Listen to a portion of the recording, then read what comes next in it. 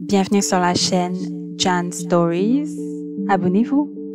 Martin était un jeune homme un peu frustré qui n'arrivait pas à se remettre du fait qu'il n'avait pas pu devenir un grand sportif à cause d'un accident de moto qui lui avait bousillé le genou. Il était promis à un grand avenir sportif à cause de ses exploits au lycée, jusqu'à ce qu'il eut cet accident en sa dernière année de collège.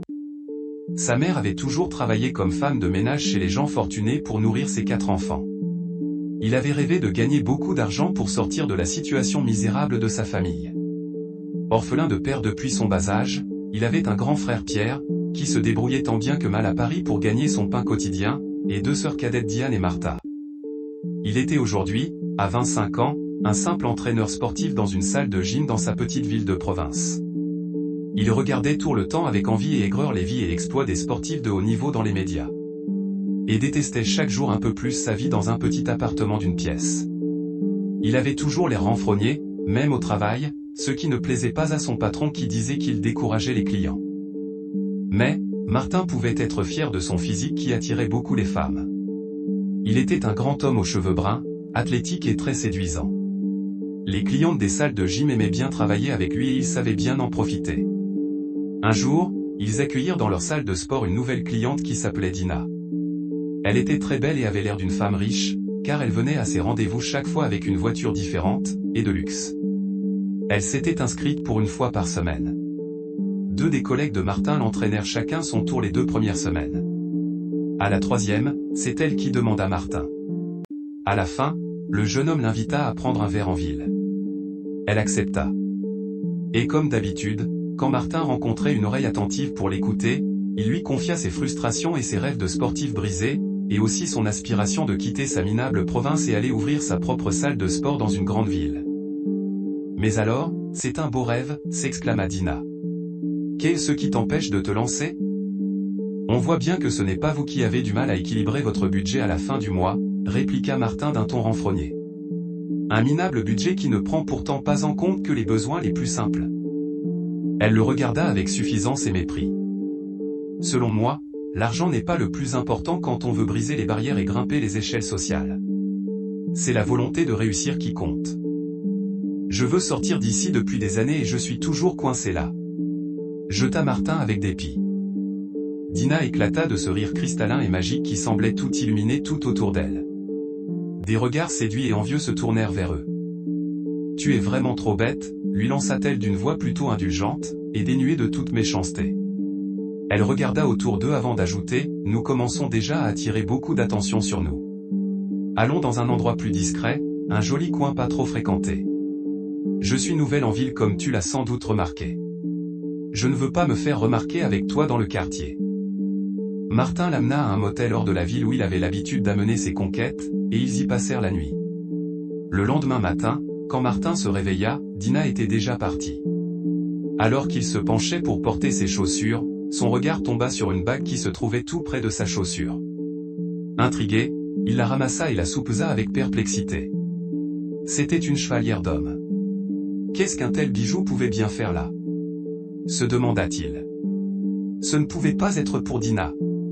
Il n'était pas fin connaisseur, mais, il voyait que c'était un bijou de grande valeur, doré, et serti de pierres brillantes qui pourraient être des diamants. Quelle veine! Se réjouit-il, déjà déterminé à l'emporter. Il se réjouit aussi que Dina ne soit plus là. Elle aurait pu l'encourager à signaler cette trouvaille à la réception du motel, ou même vouloir en partager le gain avec lui. Très content de lui, il arriva chez lui et avant de garder la bague, il l'essaya à son doigt.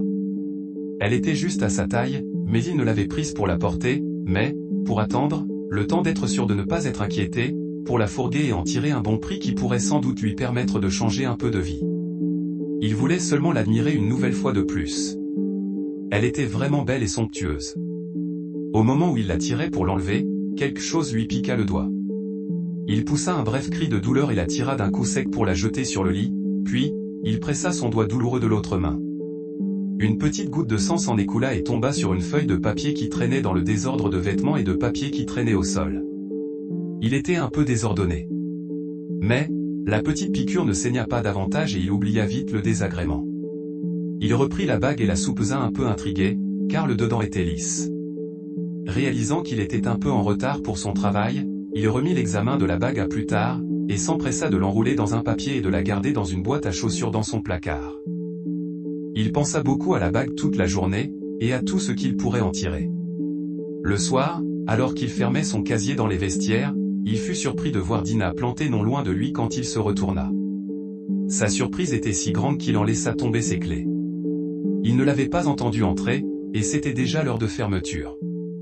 La jeune femme lui dit qu'elle le savait. Elle était seulement venue demander s'il avait vu une bague ce matin à son réveil. Martin dit non sans beaucoup réfléchir. Dina lui apprit que la chevalière appartenait à son défunt premier mari et avait une grande valeur sentimentale pour lui. Martin continua à nier l'avoir vue et proposa même d'appeler au motel pour leur demander de rechercher la bague. À la fin, Dina soupira en disant qu'elle l'avait peut-être perdue ailleurs. « Je vais continuer à réfléchir à tous les endroits où j'ai été ces dernières heures, dit-elle. Peut-être que tu l'as perdue au café hier soir, suggéra Martin en lui proposant d'y faire un détour ensemble et d'en profiter pour prendre un café. Dina le toisa, et répliqua froidement. « Je ne suis pas censé être ici aujourd'hui. » Ils se séparèrent près de la voiture de la jeune femme. Martin rentra tard chez lui après avoir traîné dans les bars avec quelques amis. Dès qu'il arriva, il se précipita et ouvrit la penderie pour admirer la bague. Il ne regrettait pas du tout d'avoir menti à Dina.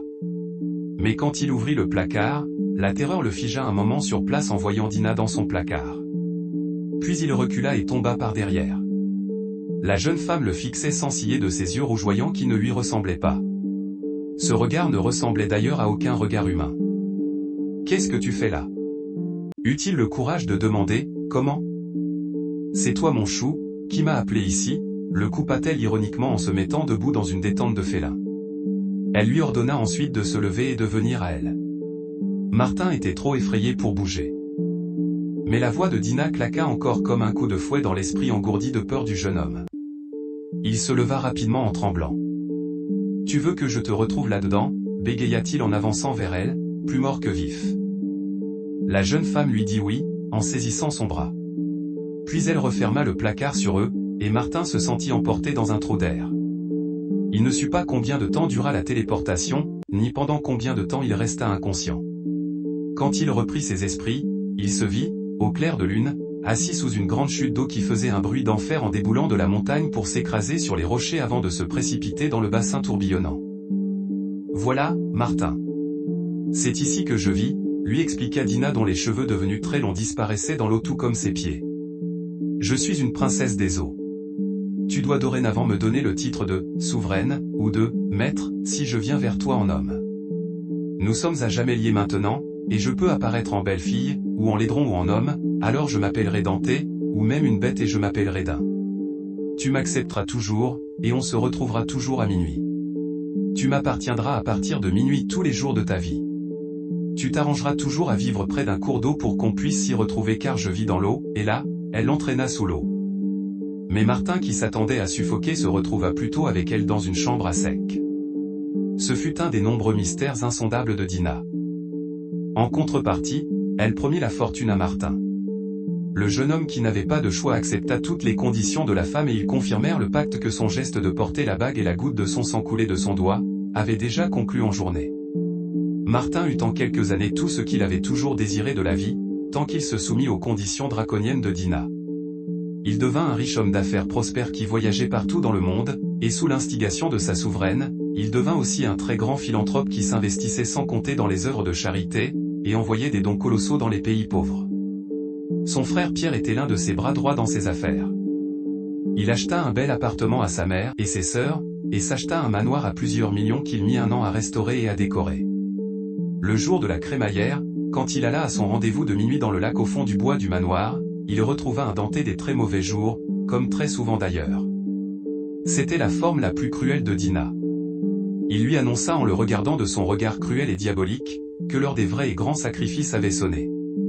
Il lui réclama la vie d'un être cher. Il voulait pour commencer la vie de son frère Pierre, disant que les âmes que son travail et ses dons leur apportaient ne leur suffisaient plus. Il fallait que Martin commençât à payer plus cher la vie qu'il avait s'il voulait continuer à vivre et à prospérer. Quand Martin voulut se rebeller, il le menaça de le retenir là-bas pour toujours et de ne laisser partir que son enveloppe corporelle vide qui s'éteindra dans les heures suivantes.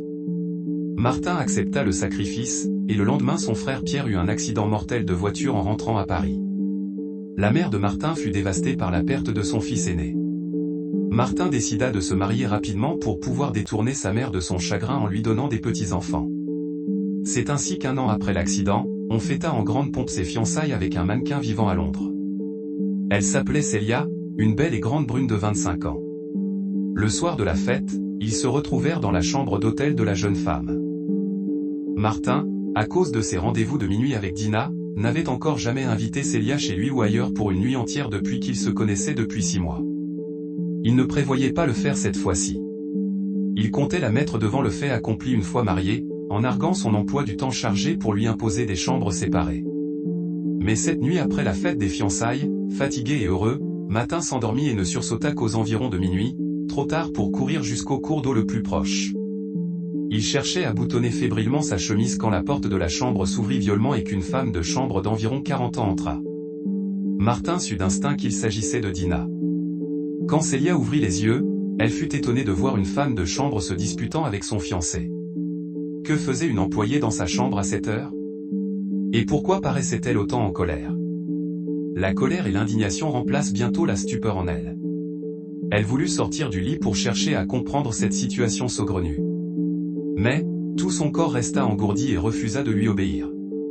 Que voulait cette femme à Martin? Il parlait une langue qu'elle ne comprenait pas. Ce n'était ni le français, ni l'anglais. C'était sa chambre à elle. S'il y avait un problème, c'était à elle qu'on devait s'adresser. Et quel problème pouvait-il y avoir qui ne pouvait pas attendre le matin? En plus, cette femme semblait s'en prendre personnellement à Martin. Celia se dit qu'elle devait leur signaler qu'elle était réveillée. Elle voulut parler, mais aucun mot ne put franchir ses lèvres. Après un moment, toujours au milieu de leurs éclats, Celia vit la femme toucher Martin au front. Il se recula et s'assit lourdement sur le lit, et la femme tourna le dos et sortit. Celia entendit le claquement de ses hauts talons décroître progressivement et s'estomper dans le couloir, avant de pouvoir sortir du lit. Elle se campa devant Martin pour exiger des explications. Il se contenta de soupirer et de s'allonger sur le dos sur le lit. Furieuse, Celia trouva qu'il était tard pour se mettre à crier, et décida d'aller se rafraîchir un peu dans la salle de bain et en profiter pour se calmer. Quand elle revint dans la chambre, Martin était toujours dans la même position couché sur le dos. Elle l'interpella avec colère, et n'obtint aucune réaction. Elle finit par le secouer, et découvrit avec horreur qu'il ne vivait plus. Elle cria au secours et ne sut plus ce qui se passa par la suite. Quand elle revint à elle, elle était serrée contre son père qui la réconfortait dans une chambre pleine de policiers et du personnel de l'hôtel. On lui confirma la triste vérité qu'elle avait du mal à digérer. Martin était mort. Merci d'avoir regardé. Laissez un commentaire et partagez.